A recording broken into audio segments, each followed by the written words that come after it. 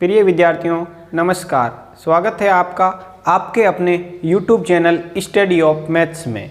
विद्यार्थियों आज हम एक सीरीज की शुरुआत कर रहे हैं। वो सीरीज कक्षा 10 के लिए इस प्रकार से रहने वाली है कि कक्षा 10 का जो बोर्ड एग्ज़ाम है वो 30 जून को होने वाला है। तो इसके लिए हम प्रत्येक एक्सरसाइज से मोस्ट इम्पॉर्टेंट क्वेश्चनों के लिए और उसके बेसिक कंप्लीट समझेंगे। और उसके लिए आज हम शुरुआत करेंगे निर्देशांक ज्यामिति कोऑर्डिनेट जियोमेट्री। तो इसके लिए विद्यार्थियों मैं आपको कहना चाहता हूं कि आप इस हमारे चैनल को अभी तक सब्सक्राइब नहीं किया है तो पहले इसको सब्सक्राइब करें तथा अपने सभी दोस्तों के साथ शेयर करें ताकि इस वीडियो लेक्चर्स के सभी विद्यार्थियों को इसका फ़ायदा मिल सके और प्रत्येक विद्यार्थी तक पहुंचे तो उनके मैथमेटिक्स के जो अंकों में है वृद्धि हो सके। तो देखिए विद्यार्थियों आज हम शुरुआत करेंगे निर्देशांक ज्यामिति कोऑर्डिनेट ज्योमेट्री जो आपका 9 का चैप्टर है, 9वीं एक्सरसाइज है। ध्यान से आपको समझना है। तो सबसे पहले विद्यार्थियों हम इसमें देखते हैं कि ये एक्सरसाइज है, इसका हमारे बोर्ड परीक्षा के अंदर कितना वेटेज रहता है, कितने अंक के इसमें से क्वेश्चन पूछे जाते हैं। तो देखिए विद्यार्थियों इस चैप्टर से हमारे बोर्ड परीक्षा में 6 अंक का क्वेश्चन पूछा जाता है और 6 अंक के क्वेश्चन में कभी कभी विद्यार्थियों 3 नंबर के 2 क्वेश्चन पूछ लिए जाते हैं। तो अब देखिए 6 अंक के क्वेश्चन किस प्रकार से पूछेंगे और इसमें कौन कौन से कॉन्सेप्ट है उनका हम अध्ययन करते हैं निर्देशांक ज्यामिति कोऑर्डिनेट ज्योमेट्री। तो सबसे पहले बात आती है विद्यार्थियों, जैसे हमारे पास ये 4 चतुर्थांश होते हैं इस प्रकार से, ये हमारा मूल बिंदु होता है। तो मूल बिंदु का निर्देशांक कितना होता है, ओरिजिन पॉइंट 0,0, जहाँ पर x अक्ष तथा y अक्ष प्रतिच्छेद करती है वह बिंदु मूल बिंदु कहलाता है। ये हमारी x अक्ष है, ये हमारी y अक्ष है, ये x डैश और ये y डैश और ये आपका मूल बिंदु O बिंदु है। ठीक है, तो अब देखिए x के इधर जो भी वैल्यू हम लिखते हैं वो प्लस में, अर्थात फर्स्ट कोऑर्डिनेट में x का मान भी प्लस में होता है और y का मान भी प्लस में होता है, यानी y। और अब देखिए सेकंड कोऑर्डिनेट, ये हमारा फर्स्ट कोऑर्डिनेट, ये हमारा सेकंड कोऑर्डिनेट चतुर्थांश और ये थर्ड और ये वाला फोर्थ चतुर्थांश है। ठीक है, अब देखिए यहाँ आपको क्या समझना, इसके अंदर वैल्यू किसकी माइनस की है, x की वैल्यू माइनस में है, प्लस की वैल्यू किसकी है, y की है। और इस कोऑर्डिनेट में दोनों माइनस में रहते हैं और इसमें x प्लस का और y माइनस का। ठीक है, तो ये तो आपके बात समझनी है। जैसे मैंने अब आपसे पूछ लिया कि भैया 2,-3 ये बिंदु किस कोऑर्डिनेट यानी किस चतुर्थांश में स्थित होगा, x का मान प्लस में और y का मान माइनस में। तो x का प्लस में और y का माइनस में कौन से कोऑर्डिनेट में होता है, फोर्थ कोऑर्डिनेट में। ठीक है, आ गई बात समझ में। अब हम इसमें देखते हैं कि 2 बिंदुओं के बीच की दूरी निकालने का सूत्र। ये तो आपको कोऑर्डिनेट से संबंधित बात थी। ठीक है, 2 बिंदुओं के बीच की जो दूरी निकालने का सूत्र होता है, जैसे मैंने आपको एक क्वेश्चन दे दिया कि बिंदु 2,3 तथा 5,4 के मध्य दूरी ज्ञात कीजिए, ये हमारा क्वेश्चन है। ठीक है विद्यार्थियों, अब देखिए 2 बिंदुओं के बीच की दूरी निकालनी है तो उसका हमारे पास सूत्र होता है बच्चों PQ = √x2 - x1 का whole square plus y2 - y1 का होल स्क्वायर। ठीक है, पहला जो पॉइंट है वो हो जाएगा x1 y1 और दूसरा जो पॉइंट है वो हो जाएगा x2 y2। ठीक है, तो हम इसमें वैल्यू पुट करेंगे तो देखिए x2 की वैल्यू हमारे पास कितनी है 5, माइनस x1 की वैल्यू कितनी है 2 और इसका होल स्क्वायर, प्लस y2 की वैल्यू कितनी है 4, माइनस y1 की वैल्यू 3 और इसका होल स्क्वायर। तो देखिए विद्यार्थियों यहाँ से आपको कैलकुलेशन ध्यानपूर्वक करनी है और इस चैप्टर में कोई भी क्वेश्चन गलत नहीं होता, सारे क्वेश्चन 1 बाय 1 करके हम देखेंगे। तो 3 का स्क्वायर प्लस 1 का स्क्वायर, तो हमारे पास 3 का स्क्वायर वर्ग कितना होता है 9 प्लस 1 का स्क्वायर 1, तो ये हमारे पास टोटल कितना आ गया 10। और दूरी का जो मात्रक होता है वो होता है इकाई, तो 10 इकाई हम लिखेंगे। तो ये हमारे पास 2 बिंदुओं के बीच की दूरी निकालने का फॉर्मूला होता है और कोई से भी 2 बिंदु है तो उनके बीच की दूरी निकालने के लिए हमेशा इसी कंसेप्ट का हम प्रयोग करते हैं। तो अब आप इसका एक स्क्रीनशॉट ले सकते हैं। देखिए विद्यार्थियों नेक्स्ट क्वेश्चन है हमारा x, यदि बिंदु दे रखा है x, 3, 5,7 के बीच की, इन दोनों बिंदुओं के बीच की दूरी जो है वो है 5 इकाई तो इसमें एक x आया हुआ है, उस x की वैल्यू हमारे को निकालनी है। तो दो बिंदुओं के बीच की दूरी की बात हो रही है, तो हम जानते हैं कि दो बिंदुओं के बीच की जो दूरी निकालने का सूत्र होता है वो हमारे पास होता है PQ इज इक्वल टू क्या होता है, root of x2 minus x1 का whole square plus y2 minus y1 का होल स्क्वायर। ये तो हमारे पास दो बिंदुओं के बीच की दूरी निकालने का फॉर्मूला होता है। तो ध्यान से समझिए बच्चों, अब इसमें हम क्या करने वाले हैं, ये दो बिंदु हैं, इन दोनों बिंदुओं के बीच की दूरी हमारे को दे रखी है।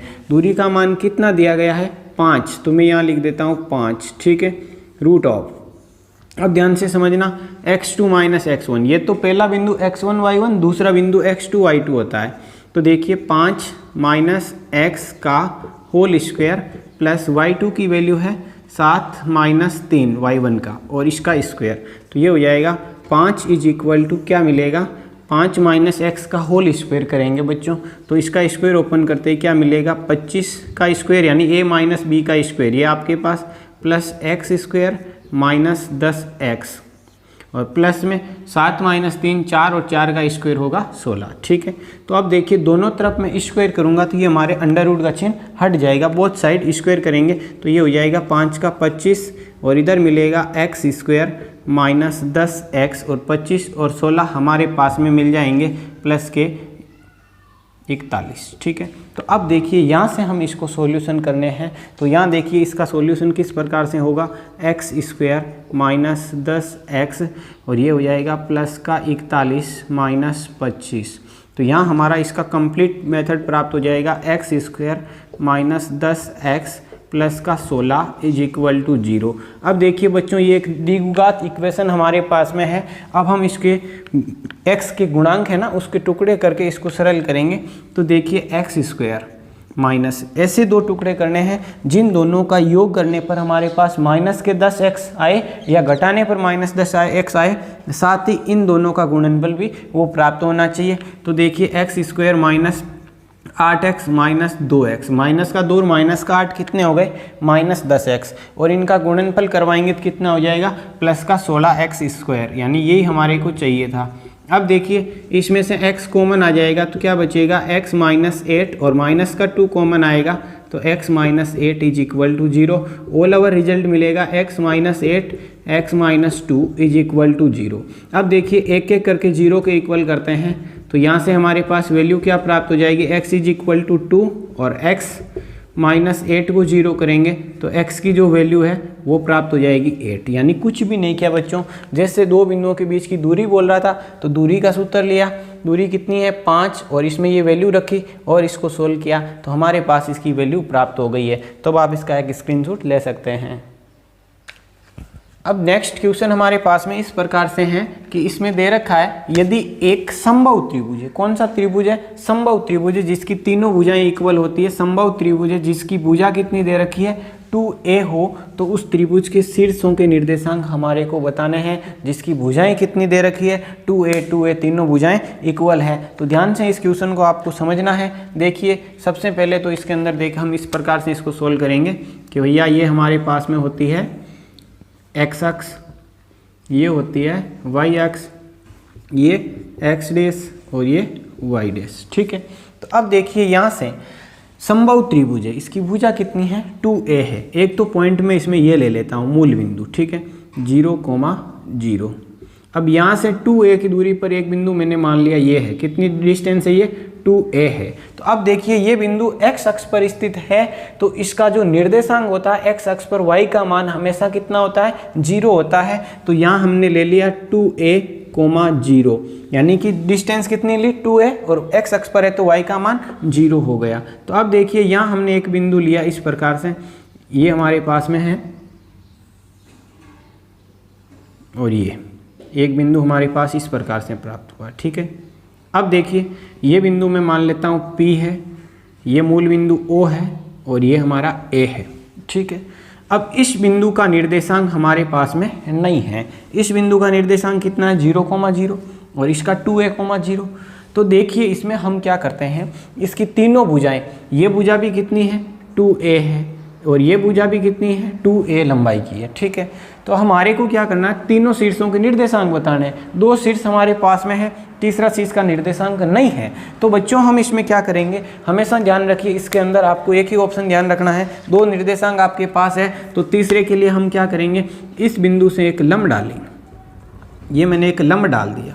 लंब हमेशा आगे वाली भुजा को क्या करता है, दो भागों में बांटेगा। तो इस बिंदु का जो निर्देशांक है वो कितना आ जाएगा, पूरी भुजा कितनी थी, 2a थी, तो आधी करेंगे तो यहाँ हमारे पास मैं मान लेता हूँ m बिंदु प्राप्त हो गया। इसका मान कितना आ जाएगा, बिंदु का a,0, यानी पूरी हमारे पास में कितनी थी, 2a थी, तो फिर कितनी प्राप्त हो गई, आधी करेंगे तो a प्राप्त हो जाएगी। तो अब यहाँ आपको समझना, इसके अंदर इसका कंसेप्ट हम लगाएंगे। तो देखिए क्या हम दे रखा है, किस प्रकार से इस क्वेश्चन को सरल किया है। समबाहु त्रिभुज क्या दिया गया था, समबाहु त्रिभुज की भुजा कितनी दे रखी है हमारे को, 2a दे रखी है, ठीक है। अर्थात हम क्या कह सकते हैं, OP भुजा किसके बराबर में रहेगी, OP भुजा का मान AP के इक्वल होगा और OA के इक्वल होगा, और तीनों का मान कितना है, 2a है, ठीक है, कोई दिक्कत नहीं। अब हमने इसमें क्या किया कि भैया एक PM लंब डाला, किसके ऊपर डाला, OA पर डाला, यानी PM लंब इस OA भुजा पर डाला, तो हमारे पास में क्या प्राप्त हो गई, एक M बिंदु प्राप्त हुआ। उसका निर्देशांक क्या है, यानी भुजा लंब डालेंगे तो भुजा आधी हो जाएगी।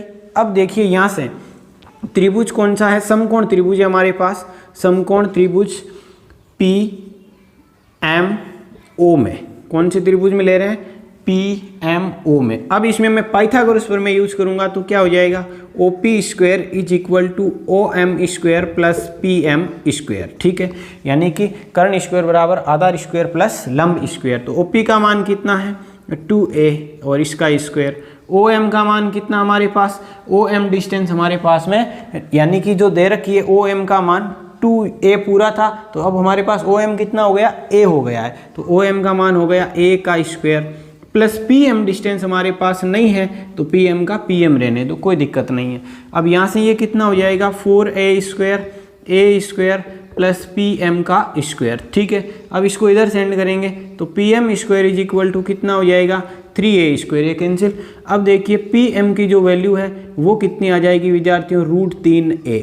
हमेशा वर्गमूल लेते हैं तो प्लस माइनस में आता है, जबकि भुजा यहाँ भुजा की बात चल रही है तो भुजा कभी ऋणात्मक नहीं होती है। तो इस डिस्टेंस के अंदर हमारे पास में PM, यानी ये डिस्टेंस कितनी आ गई है, √3a। अब ये डिस्टेंस √3a है और ये a है, तो इस बिंदु का निर्देशांक कितना हो जाएगा, x का मान तो कितना है a, और y डिस्टेंस कितनी प्राप्त हो गई, √3a प्राप्त हो गई, ठीक है। तो अब हम क्या कह सकते हैं, त्रिभुज के शीर्षों के निर्देशांक क्या क्या प्राप्त हो गए, एक तो 0,0, एक 2a,0 और एक ये वाला, यानी कुछ भी नहीं किया। पहले तो हमारे को ऐसा एक डायग्राम बनाना है, तीनों भुजा 2a2 है, लंब डालेंगे तो भुजा आधी हो जाएगी, और फिर इस त्रिभुज में पाइथागोरस प्रमेय लगाकर हमने इस वैल्यू का मान निकाल दिया। x भुजा तो थी और y की वैल्यू आ गई, तो हमारे पास त्रिभुज के तीनों शीर्षों के निर्देशांक प्राप्त हो गए। इंपॉर्टेंट क्वेश्चन है विद्यार्थियों, पूछा जा सकता है, तो आप इसका एक स्क्रीनशॉट ले सकते हैं। अब हमारा नेक्स्ट क्वेश्चन इस प्रकार से है, उस बिंदु के निर्देशांक ज्ञात कीजिए जो इन दोनों बिंदुओं को मिलाने वाले रेखाखंड को 2:3 के अनुपात में अंत्य विभाजित करता है। अब इस अंत्य विभाजन की जगह आपके क्वेश्चन में बाह्य विभाजन भी हो सकता है, तो विद्यार्थियों ये चीज़ आपको विशेष ध्यान रखनी है, अंत्य विभाजन का फॉर्मूला क्या होता है और बाह्य विभाजन का फॉर्मूला क्या होता है। तो अब देखिए हम इसका सॉल्यूशन कैसे करेंगे। तो हमारे पास दो बिंदु दे रखे हैं, इस बिंदु को मैंने मान लिया A बिंदु है -2,1 तथा B बिंदु हमारे पास कितना है 5,4, ठीक है। अब इस बिंदु को हमारे पास में क्या बोल रहा है, इन दोनों बिंदुओं को मिलाएंगे तो एक रेखाखंड प्राप्त होगा। उस रेखाखंड को 2:3 में विभाजित करने वाले बिंदु का निर्देशांक बताना है। तो हम लिखेंगे माना रेखाखंड AB को 2:3 में विभाजित करने वाले बिंदु का निर्देशांक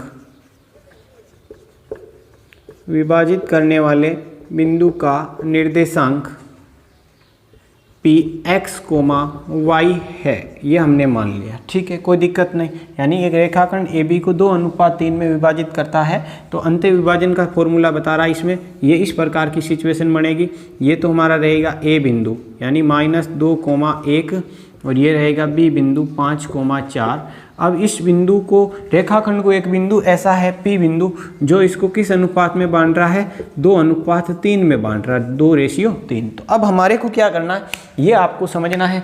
दो बिंदु दे दिए, माना रेखाखंड ए बी, ये रेखाखंड ए बी है, इसको 2:3 में विभाजित करने वाला बिंदु x, y है। ठीक है, किस अनुपात में, 2:3 में। किस रेखाखंड को, ए बी रेखाखंड को। कौन से अनुपात में, 2:3 के अंत्य विभाजित करता है, ये आपको ध्यान रखना है। तो अब अंत्य विभाजन का जो फॉर्मूला होता है बच्चों, उसमें हम मान निकालेंगे अंत्य विभाजन सूत्र से। तो अंत्य विभाजन का सूत्र होता है एक तो, और एक होता है बाह्य विभाजन का। हमारे को क्या करना, अब x और y दोनों की मान निकालना। ये बिंदु एक ऐसा है जो इसको 2:3 में विभाजित करता है। तो अब देखिए x = क्या होता है, m1 x2 plus m2 x1 बटा m1 प्लस m2। ये तो होगा x निर्देशांक का फॉर्मूला। इसी प्रकार से हमारे पास y निर्देशांक का होता है m1 y2 plus m2 y1 upon m1 plus m2, यानी x की जगह x1 x2 की जगह y2 y1 आ गया और कोई चेंज नहीं है। अब देखिए यहाँ हम इसमें वैल्यू पुट करेंगे। जो ये पहला बिंदु होता है विद्यार्थियों, यहाँ आपको कन्फ्यूजन नहीं होना 1% भी। ये क्या होता है, x1 y1, ये क्या होता है x2 y2, और बीच वाला हमेशा क्या होता है x y, यानी क्या है x1 y1 x2 y2 x, y m1:m2। आ गई बात समझ में। ये वैल्यू इसमें ध्यान से पुट करनी है और क्वेश्चन में कोई प्रॉब्लम नहीं आएगी। तो अब देखिए m1 का मान कितना है, 2 गुणा x2 का मान हमारे पास x1 y1 x2 का मान 5 प्लस m2 का मान कितना है 3 इंटू x1 का मान हमारे पास कितना है -2, तो -2 बटा m1 प्लस m2 यानी 2 प्लस 3। तो ये वैल्यू कितनी हो जाएगी 10, और ये हो जाएगा -6 बटे में कितने हो जाएंगे 5। तो सॉल्यूशन कितना बचेगा, 10 में से 6 यानी कि 4/5। किसकी वैल्यू आई बच्चों, x निर्देशांक की वैल्यू आ गई है। इसी प्रकार से हम y निर्देशांक के लिए लेके चलेंगे। तो m1 का मान कितना है 2, y2 का मान हमारे पास कितना है, ये y2 का मान 4 प्लस m2 का मान 3 इंटू y1 का मान कितना है 1 बटा 2 प्लस 3। तो सॉल्यूशन क्या आ जाएगा, 4 इंटू 2 8 प्लस 3 बटा 5। तो ये हमारे पास हो जाएगा 11/5। किसकी वैल्यू आ गई बच्चों, y निर्देशांक की। तो 4/5, 11 बिंदु कितना प्राप्त हो गया, 4/5, 11/5। कौन सा बिंदु है ये बिंदु ए बी रेखाखंड को 2:3 के अनुपात में अंत्य विभाजन करता है। तो अब आपको एक बात नोटिस करनी है, यदि क्वेश्चन में आपसे पूछ लेता किसी क्वेश्चन में बाह्य विभाजन का, तो बच्चों बाह्य विभाजन के अंदर सूत्र हमारा यही रहता है। इसमें केवल और केवल इस चिन्ह की जगह कौन सा चिन्ह आ जाता है, माइनस का चिन्ह आ जाता है, और कोई चेंज नहीं होता है। तो अंत्य विभाजन और बाह्य विभाजन का क्वेश्चन आपसे पूछा जा सकता है। हमेशा ये डायग्राम दिमाग में रखो, x1 y1 x2 y2 x, y और ये m1:m2। ठीक है, और बाह्य विभाजन का माइनस का चिन्ह हो जाएगा। तो आप इसका एक स्क्रीनशॉट ले सकते हैं। अब हमारा नेक्स्ट क्वेश्चन है, ज्ञात कीजिए रेखा। ये एक रेखा का समीकरण हमारे को दे रखा है इस प्रकार से, बिंदुओं, इस बिंदु को और इस बिंदु को मिलाने वाले रेखाखंड को किस अनुपात में विभाजित करती है। तो अब देखिए एक रेखाखंड है, वो इसका मैं एक डायग्राम बना के आपको समझाता हूँ। तो एक बिंदु है हमारे पास, ये पहला बिंदु है, इसको मैंने ले लिया 1,3, और दूसरा भी बिंदु इसको मैंने ले लिया 2,7। ठीक है, अब इसमें एक ये रेखा कहीं यहाँ से गुजर रही है, मान लेते हैं हम, इसमें कोई दिक्कत नहीं है। तो अब इसमें देखिए रेखा यहाँ से गुजरेगी, तो इस रेखाखंड का जो अनुपात है वो इस बिंदु से टूटेगा। यानी मान लेते हैं ये बिंदु एक ऐसा है जो रेखा पर स्थित है और इसको अनुपातों में बांटता है, तो वो किस अनुपात में बांटता है ये हमारे को बताना है। तो ये बिंदु हमारे पास में नहीं है, इस बिंदु की जगह एक रेखा का समीकरण दिया गया है, तो ये होता है x, y। ठीक है, अब मैं इसको मान लेता हूँ कि ये बिंदु या ये रेखा इसको k:1 में विभाजित करती है। ठीक है विद्यार्थियों, यहाँ पर k:1 की जगह आप λ:1 ले सकते हो, m1:m2 ले सकते हो, कोई दिक्कत नहीं है, सेम प्रोसेस रहेगी पूरी। तो अब देखिए यहाँ k:1 में विभाजित करती है, ये हमने मान लिया। ठीक है, तो अब देखेंगे अंत्य विभाजन का फॉर्मूला सब जगह हम प्रयोग करते हैं। तो बिंदु हमारे पास में है, तो अब इसमें x की वैल्यू निकालेंगे। रेखा का समीकरण क्या है पहले वो लिख देते हैं, रेखा का समीकरण। तो रेखा का समीकरण है 3x plus y is equal to 9। ठीक है, ये रेखा इस रेखाखंड को बांटती है दो भागों में। वो भाग कितने हैं? 2:3 है, 4:5 है, 6:7 है, क्या है वो हमारे को निकालना है। तो इस स्थिति में अंत्य विभाजन का जो सूत्र होता है x इज इक्वल टू क्या होता है? m1x2 प्लस m2x1 बटा m1 प्लस m2। ठीक है, हम यहाँ से x और y के मान निकाल करके इस रेखा के मान में समीकरण में x और y की जगह पुट करेंगे तो हमारे पास अनुपात की वैल्यू प्राप्त हो जाएगी। ठीक है, तो अब देखिए x is equal to m1 का मान ये है, m2 का मान ये है, x1 y1 x2 y2। अभी मैंने पीछे क्वेश्चन में भी आपको समझाया था कि ये थीम आपके दिमाग में सेव करनी है कि भाई पहले x1 y1 x2 y2 xy और m1 अनुपात m2। तो m1 का मान कितना है? k है। x2 का मान कितना है? 2 है, तो प्लस इंटू प्लस में देखिए m2 का मान 1 इंटू x1 का मान कितना है? 1 है बटा m1 प्लस m2 यानी k प्लस 1। ठीक है, यानी x इज इक्वल टू क्या आ गया? 2k plus 1 upon k plus 1। ये हमारे पास x की वैल्यू आ गई, कोई दिक्कत नहीं। इसी प्रकार से हम यहाँ y निर्देशांक की वैल्यू निकालेंगे तो y निर्देशांक का फॉर्मूला क्या हो जाएगा? m1 y2 plus m2 y1 upon m1 plus m2। ध्यान से समझिए, तो y is equal to m1 की वैल्यू कितनी है हमारे पास? m1 की वैल्यू k है। ठीक है, y2 की वैल्यू कितनी है बच्चों? 7 है, प्लस m2 की वैल्यू कितनी है? 1 है, इंटू हमारे पास में देखिए y1 की वैल्यू कितनी है? y1 की वैल्यू 3 है, बटे में m1 प्लस m2 तो k प्लस 1 हो जाएगा। ठीक है, तो यहाँ से हमारे पास y इज इक्वल टू क्या आएगा? 7k plus 3 upon k plus 1। ये किसकी वैल्यू आ गई है? y की वैल्यू आ गई। ठीक है, अब ये दोनों वैल्यू हम कहाँ रखेंगे? रेखा के समीकरण में वैल्यू रखेंगे। तो यहाँ लिखेंगे रेखा के समीकरण से। रेखा का समीकरण क्या है? 3x plus y is equal to 9। अब इसमें x है तो इस x की जगह ये वैल्यू पुट करेंगे और ये y है तो y की वैल्यू पुट करेंगे। सरल करेंगे तो k का मान आ जाएगा और वहाँ से हमारे पास अनुपात प्राप्त हो जाएगा। तो देखिए 3 का 3 कि x की वैल्यू कितनी है? 2k plus 1 upon k plus 1 plus y की वैल्यू ये रही 7k plus 3 upon k plus 1 is equal to 9। ठीक है, यहाँ से हम क्या रहेंगे? इसका एलसीएम ले लेंगे तो ये हो जाएगा 2k plus 1 plus 7k plus 3। अब देखिए एलसीएम लिया तो क्या प्राप्त हुआ था? k प्लस 1 और k प्लस 1 का पक्षांतरण करेंगे तो वो बच्चों उसके साथ गुणा हो जाएगा k प्लस 1। अब इसको अंदर गुणा करवाएंगे तो ये हो जाएगा 6k प्लस 3 प्लस का 7k plus 3 is equal to 9k plus 9। ठीक है, अब k को ऐड करो कितने हो जाएंगे? ये हो गए 13k। ठीक है, प्लस के 3 और 3 6 is equal to 9k plus 9। अब देखिए यहाँ से क्या हो जाएगा? 13k minus 9k is equal to हमारे पास हो जाएगा 9 माइनस 6। तो कितने बचेंगे? 13 माइनस 9 करेंगे तो हमारे पास आ जाएंगे 4k इज इक्वल टू 3। तो यहाँ से k की जो वैल्यू है वो बच्चों कितनी आ गई? 3:4 यानी 3/4। अब हमने क्या लिया था? हमारे पास में था कि भैया k अनुपात 1 है। ठीक है, तो अब देखिए k की वैल्यू कितनी है? 3:4:1 अर्थात हम क्या कह सकते हैं? 3:4 इसका रेशियो है वो प्राप्त हो जाएगा। अनुपात कितना आ गया? 3:4 में ये रेखा इन दोनों बिंदुओं को मिलाने वाले रेखाखंड को विभाजित करती है।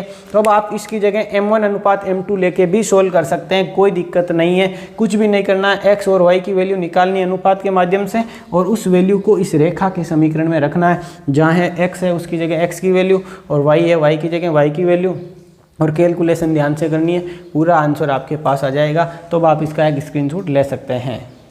अब हमारा नेक्स्ट क्वेश्चन है वो कुछ इस प्रकार से है। इसमें क्या बोल रहा है? बिंदुओं, ये हमारे को 2 बिंदु दे रखे हैं। ठीक है, को मिलाने वाली रेखा को समत्रिभाजित। तो बच्चों समत्रिभाजित यहाँ पर एक वर्ड आया हुआ है, इसका इस क्वेश्चन में बहुत ज़्यादा रोल है। तो यानी इसका मतलब क्या है? समत्रिभाजित का मतलब समान 3 भागों में विभाजित करना वाले बिंदुओं के निर्देशांक ज्ञात कीजिए। तो हम इसका कंसेप्ट समझते हैं। ध्यान से देखिए इसका क्या कंसेप्ट रहने वाला है हमारे पास।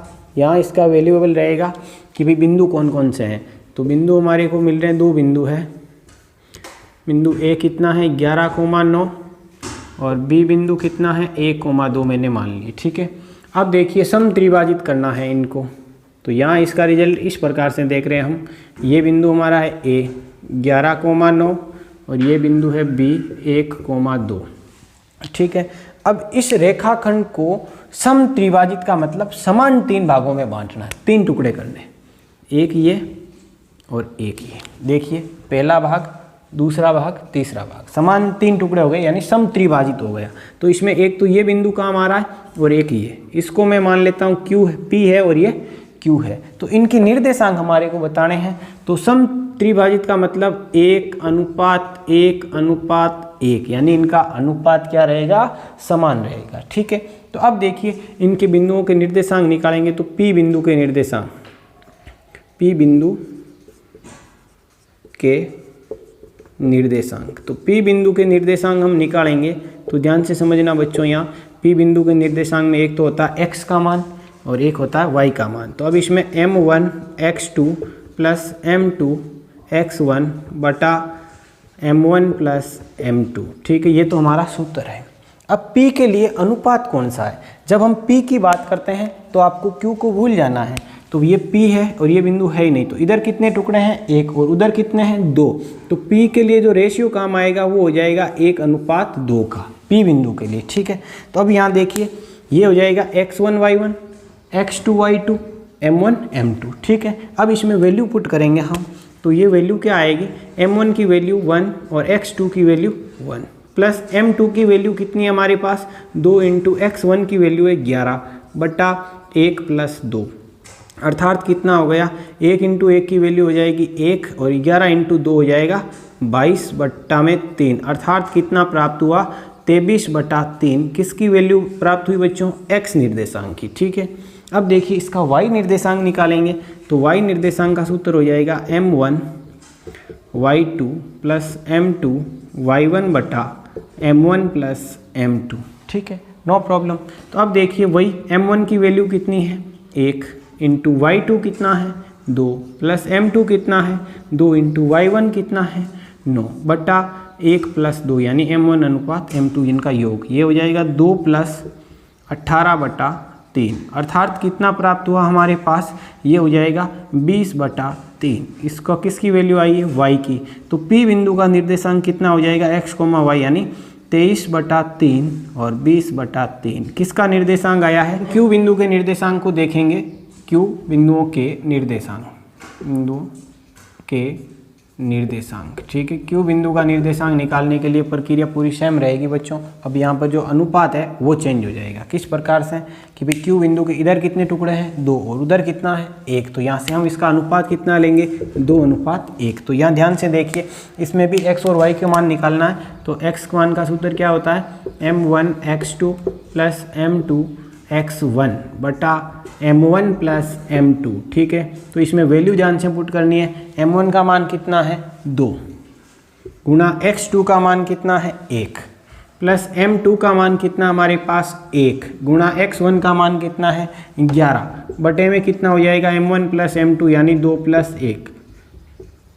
तो ये हमारे पास हो जाएगा 11 बटा 3, अर्थात हम इसको क्या कह सकते हैं, x इज इक्वल टू 13 बटा 3। ये किसकी वैल्यू है, x की। अब हम इसमें y निर्देशांक के लिए लिखेंगे। तो m1 y2 plus m2 y1 बटा m1 प्लस m2।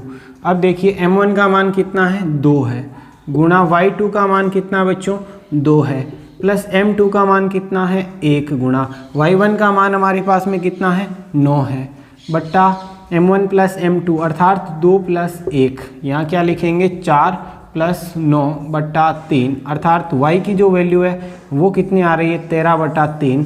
तो Q बिंदु का निर्देशांक कितना आ जाएगा, 13 बटा 3 कोमा 13 बटा 3। ये किसका निर्देशांक है, Q बिंदु का निर्देशांक है। तो अब आपको सम त्रिभाजित में अनुपातों का ध्यान रखना है और कैलकुलेशन ध्यान से लेनी है और इसमें कोई दिक्कत नहीं आएगी। तो आप इसका एक स्क्रीनशॉट ले सकते हैं। अब हमारा नेक्स्ट क्वेश्चन इस प्रकार से है कि ये इन दोनों बिंदुओं 5,7 और 3,9 को मिलाने वाले रेखाखंड का मध्य बिंदु, इन दोनों बिंदुओं को मिलाएंगे तो एक रेखाखंड आएगा, उसका मध्य बिंदु मिड पॉइंट इन दोनों बिंदुओं को मिलाने वाले रेखाखंड के मध्य बिंदु है। तो ये हमारे को सिद्ध करके दिखाना है। तो ध्यान से समझिए, इस क्वेश्चन का सॉल्यूशन हम कैसे करेंगे। तो इस बिंदु को मैंने ले लिया, ए बिंदु है, कितना है 5,7 तथा बी बिंदु कितना है 3,9 है। ठीक है, तो ए बी का मध्य बिंदु P है। मैंने मान लिया ये कि माना ए बी का मध्य बिंदु P है। ठीक है, तो P का निर्देशांक निकालेंगे। तो मध्य बिंदु निकालने का निर्देशांक का जो सूत्र होता है विद्यार्थियों, वो होता है x निर्देशांक के लिए x1 प्लस x2 बटा 2 और y के लिए y1 प्लस y2 बटा 2। तो अब देखिए x निर्देशांक, यहाँ से इसको हम डायग्राम के माध्यम से समझना चाहें तो ये इस प्रकार से होगा कि a 5,7 और b निर्देशांक है 3,9, एक मध्य बिंदु है P। ठीक है, इसका निर्देशांक हम निकालेंगे। मध्य बिंदु P x, y का मान निकालना है। तो मध्य बिंदु सूत्र जो होता है वो इस प्रकार से रहेगा, मध्य बिंदु निर्देशांक सूत्र से। तो मध्य बिंदु का जो निर्देशांक सूत्र होता है वो हमारे पास होता है बच्चों x इज इक्वल टू तो होता है x1 प्लस x2 बटा 2 और y इज इक्वल टू होता है y1 प्लस y2 बटा 2। दो फॉर्मूले होंगे x के लिए और y के लिए। तो अब देखिए x1 y1 x2 y2 आपको अच्छी तरह से बताया हुआ प्रत्येक क्वेश्चन के लिए। तो ये हो जाएगा 5 प्लस x2 का मान कितना है 3/2, अर्थात हमारे पास कितना आ जाएगा 8/2। यहाँ से इसकी वैल्यू कितनी हो जाएगी, x की वैल्यू आ जाएगी 4। यानी इसी प्रकार से y के लिए हम देखेंगे तो y1 का मान कितना है 9। हमारे पास में y1 का जो मान है वो है 7 और y2 का जो मान है विद्यार्थियों वो है 9/2। तो ये हमारे पास हो जाएगा 16/2, अर्थात y की जो वैल्यू है वो कितनी आ गई 8 आ गई। तो बिंदु P का निर्देशांक कितना हो गया, x का मान तो 4 और y का मान 8। ये हमारे पास बिंदु P का निर्देशांक, अर्थात इन दोनों बिंदुओं को मिलाने वाले रेखाखंड का मध्य बिंदु प्राप्त हो गया। अब हम इसी प्रकार से इसके अंदर इन दोनों बिंदुओं का मध्य बिंदु देखेंगे। तो ये मैं ले लेता हूँ M बिंदु है, M कितना है 8,6 तथा ये हमारा N बिंदु है 0,10। ठीक है, तो मैं मान लेता हूँ यहाँ माना MN का जो मध्य बिंदु होगा वो भी क्या होगा P होगा, और इसका जो निर्देशांक निकालेंगे मध्य बिंदु के माध्यम से, सेम वही सिचुएशन हम इसमें काम ले रहे हैं। तो इसमें डायग्राम नहीं बना रहा हूँ, डायरेक्ट x निर्देशांक का सूत्र काम ले लेता हूँ, x1 प्लस x2 बटा 2 और y is equal to y1 plus y2 बटा 2। ठीक है, तो अब देखिए x1 का मान 8 और x2 का मान 0/2, अर्थात x की वैल्यू कितनी आ गई 4। इसी प्रकार से y is equal to y1 का मान 6 प्लस 10/2 और ये हमारे पास आ जाएगा 16/2, अर्थात हम क्या कह सकते हैं y की वैल्यू प्राप्त हो गई 8। यानी इन दोनों बिंदुओं का मध्य बिंदु कितना प्राप्त हुआ, मध्य बिंदु प्राप्त हो गया हमारे पास, यानी MN का मध्य बिंदु कितना मिला हमारे को 4,8, अर्थात AB का मध्य बिंदु कितना आया था 4,8 और इसका भी मध्य बिंदु कितना है 4,8 है। दोनों मध्य बिंदु समान आने, यही हमारे को सिद्ध करना था। तो अब किसी भी क्वेश्चन में मध्य बिंदु की बात होती है तो ये फॉर्मूले काम आएंगे, ध्यान रखना, और इसमें कुछ भी नहीं करना है। तो आप इसका एक स्क्रीनशॉट ले सकते हैं। अब हमारा नेक्स्ट क्वेश्चन है, यदि बिंदु P ये हमारे को दे रखा है, बिंदुओं A और B को मिलाने वाले रेखाखंड को 4:7 के अनुपात में अंत्य विभाजित करता है, तो B के निर्देशांक ज्ञात कीजिए। इंपॉर्टेंट क्वेश्चन है, ध्यान से समझना बच्चों इसको। इसमें क्या दे रखा है हमारे को, पहले तो इसकी स्ट्रक्चर समझते हैं। एक बिंदु P है 3,5 और एक बिंदु है हमारे पास A -2,3 और B बिंदु का जो निर्देशांक है वो हमारे को निकालना नहीं दे रखा है। और इसका जो अनुपात है बच्चों वो कितना दे रखा है, M1 अनुपात M2 का जो मान है 4:7 हमारे को दिया गया है। किस अनुपात में, अंत्य विभाजित करता है, अंत्य विभाजन के। तो B के निर्देशांक हमारे को निकालने हैं। तो यहाँ इसका कंसेप्ट समझिए पहले आप। ये हमारा A बिंदु है -2,3 और ये हमारा B बिंदु था, इसका निर्देशांक हमारे पास में नहीं है, या इसका निर्देशांक निकालना है। तो अब इसमें एक बिंदु P आया हुआ बीच में जो इसको 4:7 में बांटता है। तो यह बिंदु P है, उसका निर्देशांक कितना है 3,5 है, वो इसको 4:7 में विभाजित करता है। पहले तो ये इसकी लैंग्वेज है, क्या है, P बिंदु दिया है, A और B एक रेखाखंड है, AB रेखाखंड, P बिंदु इसको 4:7 में विभाजित करता है। तो इस B के निर्देशांक ज्ञात कीजिए। तो देखिए बच्चों, हमने शुरुआत की तो मैंने आपको समझाया कि ये क्या होता है x1 y1, ये क्या होता है x, y और ये क्या होता है x2, y2 और ये m1 अनुपात m2 होता है। तो इसी चीज़ का ध्यान रखना है। तो इसका निर्देशांक क्या होगा, x2, y2। ठीक है, x2 और y2 का मान निकालना है। तो यहाँ लिखेंगे अंत्य विभाजन सूत्र से, अंत्य विभाजन सूत्र से। तो अंत्य विभाजन का जो सूत्र होता है वो हमारे पास किस प्रकार से रहने वाला है बच्चों, x = m1 x2 plus m2 x1 बटा m1 प्लस m2। ठीक है, अब ये x कौन सा होता है, बीच का मान, x1 y1 x2 y2। तो x का मान हमारे पास कितना है 3 और ये होता है y का मान। ठीक है, m1 का मान 4 गुणा x2 का मान कितना हमारे पास, x2 का मान x2 ये निकालना है। ठीक है, प्लस m2 कितना है 7 गुणा x1 कितना है बच्चों, -2 है। ठीक है, बटा m1 प्लस m2 यानी 4 + 7 अर्थात 3 = कितना हो जाएगा 4x2 गुणा करवाया और ये गुणा होने पर -14 और बटे में कितने हो जाएंगे बच्चों 11। तो अब इसको मैं सोल्व करता हूँ। इधर देखिए, इधर 11 गुणा कितना हो जाएगा 3 और ये सॉल्यूशन कितना हो जाएगा 4x2 - 14। तो ये हो जाएगा 33 = 4x2 - 14 और ये इधर आएंगे तो किस में आएंगे, प्लस में, यानी 4x2 = कितना हो जाएगा 33 और 14 जुड़ेंगे तो हो जाएंगे 47 और x2 की जो वैल्यू है वो आ जाएगी 47/4। किसकी वैल्यू आई है, x2 की। अब हम किसकी निकालेंगे, y2 के लिए। तो हमारे पास y निर्देशांक का सूत्र क्या होगा, m1 y2 plus m2 y1 बटा m1 प्लस m2। यानी कोई दिक्कत नहीं है। पहले तो हमने अंत्य विभाजन का फॉर्मूला लेकर के इसका सॉल्यूशन किया, उसमें वैल्यू रख दी, ये x1 y1 x2 y2 xy अनुपात m1 m2। ठीक है, सारी वैल्यू रख करके x2 का मान निकाला। अब y2 का निकालना है। तो y का मान कितना बच्चों 5 = m1 का मान।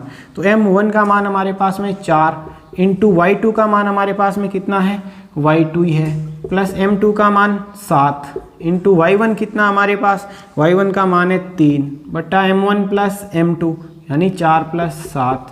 तो ये हो जाएगा 5 = 4 y2 प्लस का 7 इंटू 3 21 और ये हो जाएंगे 11। इधर गुणन करवाएंगे कितना हो जाएगा 55, 4y2 प्लस 21। तो अब देखिए यहाँ से इसको इसमें से घटाएंगे तो ये हो जाएगा 55 - 21 = 4y2 अर्थात हमारे पास में कितने बचेंगे 4 और 34। ये किसकी वैल्यू हो जाएगी 4y2 की, यानी y2 की जो वैल्यू है वो बच्चों आ जाएगी 34/4। किसकी है, y2 की। तो हम क्या लिखेंगे, अतः बी बिंदु का जो निर्देशांक है वो क्या आ जाएगा, x2 का मान 47/4।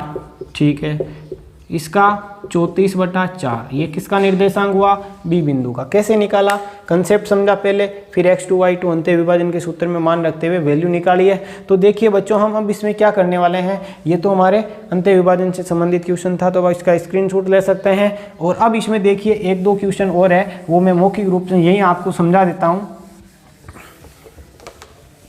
तो अब देखना क्या इसके अंदर, एक टाइप में क्वेश्चन और पूछ रहे हैं आपसे, जैसे ए बिंदु मैंने आपको दे दिया, बी बिंदु आपको दे दिया, सी बिंदु दे दिया, डी बिंदु दे दिए, 4 कोई बिंदु है। तो अब इसमें ये आपसे पूछ लेता है सिद्ध कीजिए ये चारों क्या है, एक वर्ग के शीर्ष है। यहाँ पर कुछ भी आपको बिंदु मिल सकते हैं, कोई दिक्कत नहीं है। ठीक है, वर्ग के शीर्ष हैं। तो आपको सबसे पहले इस क्वेश्चन में क्या करना है, एक वर्ग बनाना है, 2 विकर्ण बनाने हैं और इसके चारों शीर्ष लिखना है। वर्ग की परिभाषा क्या होती है, चारों भुजाएं क्या आनी चाहिए, समान, ए बी दूरी, बी सी दूरी, सी डी दूरी, ए डी दूरी, चारों दूरियां समान आनी चाहिए। और दोनों विकर्ण क्या आने चाहिए, आपस में समान आने चाहिए। तो वो शीर्ष किसके हो जाएंगे, वर्ग के शीर्ष। यानी क्वेश्चन पूछ सकता है 4 शीर्ष दे देगा, सिद्ध कीजिए वर्ग के शीर्ष है, आयत के शीर्ष है। तो आपकी परिभाषाओं के अकॉर्डिंग काम करना, आयत के आमने सामने की भुजा बराबर होती है, समबाहु त्रिभुज सिद्ध करने को बोलता है, तो क्या हो जाएगा, उसकी तीनों भुजाएं क्या होती है, समान होती है।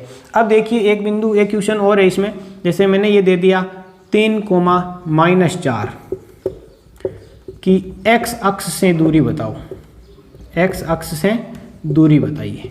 इस बिंदु की x अक्ष से दूरी क्या है। तो देखिए बच्चों, जब भी आपको ऐसा क्वेश्चन मिलता है 1 नंबर में कभी पूछ लेता है, तो अब देखिए इसकी x अक्ष से दूरी बतानी है, तो उस टाइम आप y का मान बताएंगे, सीधा क्या बताएंगे, y का मान। तो कितनी है, 3 इकाई है। x अक्ष का पूछा तो y का मान बताएंगे, तो y का मान कितना हमारे पास, -4 इकाई है। तो अब देखिए इसके अंदर दूरी हमेशा क्या होती है, धनात्मक होती है। तो ये -4 नहीं आएगा, क्या आएगा, 4 इकाई आएगा। तो इस चीज़ का विशेष नोटिस रखना, 3, -4 की x अक्ष से दूरी है तो किसका मान बताएंगे, y का। y का मान हमेशा पॉजिटिव बताना है। अब मैंने इसे पूछ लिया 5, 6 की y अक्ष से दूरी, तो y अक्ष से पूछा तो किसका मान बताओ, x का। कितना है, 5 इकाई दूरी। दो बिंदुओं के बीच की दूरी निकालने का सूत्र अंत्य विभाजन, बाह्य विभाजन, सारे कंसेप्ट हमने क्लियर कर लिए हैं। तो अब हम इस वीडियो लेक्चर को, यदि आपको पसंद आया है तो आप इसे अपने दोस्तों के साथ शेयर करें, सब्सक्राइब करें, लाइक करें। यदि आपको किसी भी क्वेश्चन में प्रॉब्लम है तो आप हमें कमेंट करके अवश्य बताएं, हम आपकी समस्या का जो समाधान है वो अवश्य करेंगे। जय हिंद, जय भारत, धन्यवाद।